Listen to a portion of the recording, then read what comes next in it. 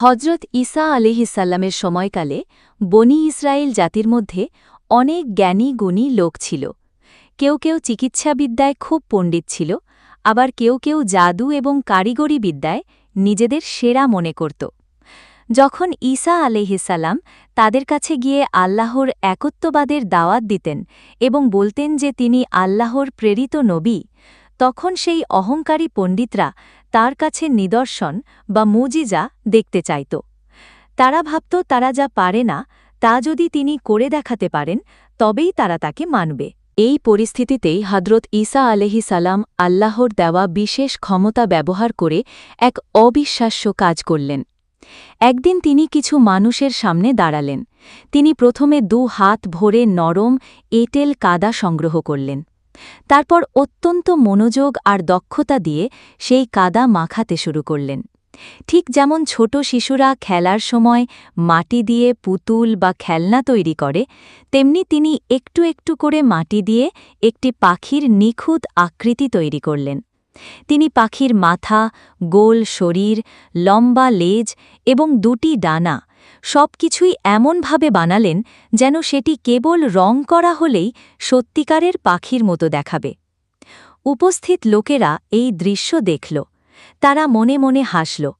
তারা ভাবল, এ তো সামান্য খেলনা তৈরি করছে, আমরাও তো কত সুন্দর জিনিস বানাই, এতে আর অলৌকিক কি আছে। পাখিটি তৈরি শেষ হওয়ার পর ঈসা আলাইহিসসালাম তার হাতের তালুতে রাখলেন।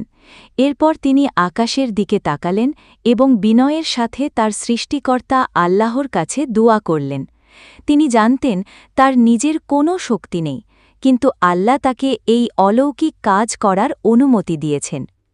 এরপর তিনি ধীরে ধীরে মাটির সেই নির্জীব বস্তুর মধ্যে ফুঁক দিলেন। তার ফুঁক দেওয়ার সঙ্গে সঙ্গেই এক অভাবনীয় ঘটনা ঘটল। মুহূর্তের মধ্যে সেই জড় বস্তুর মধ্যে যেন প্রাণের সঞ্চার হল। মাটির তৈরি শুকনো শরীরটি নরম মাংস আর পালকের রূপ নিল। পাখিটি চোখ মেলে তাকাল এবং তার ভেতরের নিঃশ্বাস চলা শুরু হল। যারা কিছুক্ষণ আগে এটিকে একটি খেলনা ভাবছিল, তারা বিস্ময়ে চোখ বড় করে দেখল যে তাদের সামনেই সেই মাটির পাখিটি জীবন্ত হয়ে উঠেছে। পাখিটি মাথা ঝাঁকাল, এরপর সুন্দর করে ডানা ঝাপটাল এবং মিহি স্বরে কিচিরমিচির করে উঠল। চোখের পলকে এটি ঈসা আলাইহিসসালামের হাতের তালু ছেড়ে আকাশের দিকে উড়ে গেল। যারা এই অলৌকিক দৃশ্য দেখল তারা নিজেদের চোখকে বিশ্বাস করতে পারছিল না। মাটির একটি খেলনা মুহূর্তের মধ্যে কিভাবে জীবন্ত পাখি হয়ে আকাশে উড়ে যেতে পারে?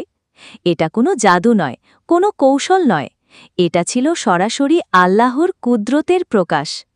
এই ঘটনা তাদের চোখে আঙুল দিয়ে দেখিয়ে দিল যে ঈসা আলাইহিসসালাম সত্য বলছেন, তিনি সত্যিই আল্লাহর বিশেষ প্রেরিত পুরুষ। এই অলৌকিক ক্ষমতাগুলো ছিল প্রমাণ যে ঈসা আলাইহিসসালামের দাওয়াত মিথ্যা নয়, বরং তা আল্লাহর পক্ষ থেকে আসা সত্যের আহ্বান।